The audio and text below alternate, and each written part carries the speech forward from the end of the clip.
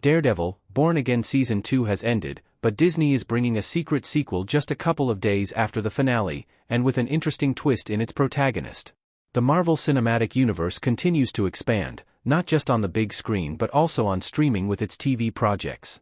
Although not all MCU TV shows have succeeded, especially those that have been made for Disney+, they have allowed the return of the Marvel characters that were introduced in Netflix's Marvel shows, one of them being Matt Murdock/Daredevil, Charlie Cox.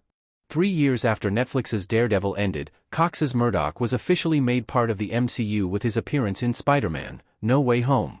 4 years later, Murdock got another chance on TV with Daredevil, Born Again, a revival and continuation of his original show. Daredevil's return made possible that of other Netflix characters, starting with Frank Castle, Jon Bernthal, who had a role in the first season of Born Again. Daredevil, Born Again Season 2 also saw the long-awaited return of Jessica Jones, Kristen Ritter, with Season 3 now confirmed to be bringing back Luke Cage, Mike Colter, and Danny Rand/Iron Fist, Finn Jones. While Season 3 is in development, Born Again Season 2 is getting a surprise sequel with the TV special The Punisher: One Last Kill, reuniting viewers with Frank Castle. The Punisher: One Last Kill brings Frank Castle back after skipping Daredevil, Born Again Season 2. Jon Bernthal's Frank Castle made his MCU debut in the first season of Daredevil before starring in his own show in 2017, which ran for 2 seasons. As mentioned above, Castle returned in Season 1 of Daredevil, Born Again, but he was notably absent in Season 2. The last time the audience saw the Punisher, he was defeated by Kingpin's anti-vigilante task force, and after turning down an offer to join that team, he was imprisoned. Of course, Frank Castle wasn't just going to sit down in a prison cell, and he managed to escape after tricking a prison guard and breaking his arm. With this in mind, it makes sense that the Punisher didn't appear in Born Again Season 2, but there's now some explaining to do about what Castle has been up to and where he's heading next. Luckily, that's what The Punisher: One Last Kill is coming for.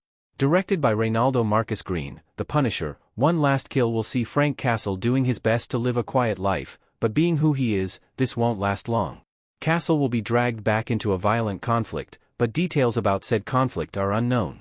One Last Kill takes place before and during the events of Born Again Season 2, so it will fill in those gaps left by the Punisher's absence in Season 2 while also adding to Daredevil's show.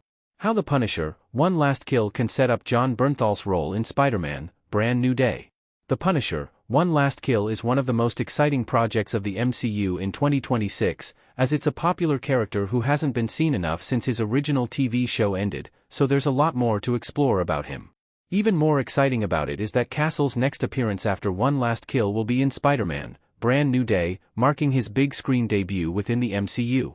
The role of the Punisher in Brand New Day is unclear, but as the film is said to be going back to Spider-Man's street-level roots, it makes sense that Castle will make an appearance. Given One Last Kill's place in the MCU timeline, it's highly likely that the show's events will set up the Punisher's appearance and role in Brand New Day, more so as Kevin Feige had previously teased that Castle has a different tonality in the movie compared to his TV show appearances, via THR. The Punisher: One Last Kill will be a key piece in Frank Castle's MCU history, as well as a bridge, and a prequel, in a way, between the MCU's TV shows and the movies. It's to be seen where Spider-Man: Brand New Day will take the Punisher, but hopefully, there will still be more stories to tell.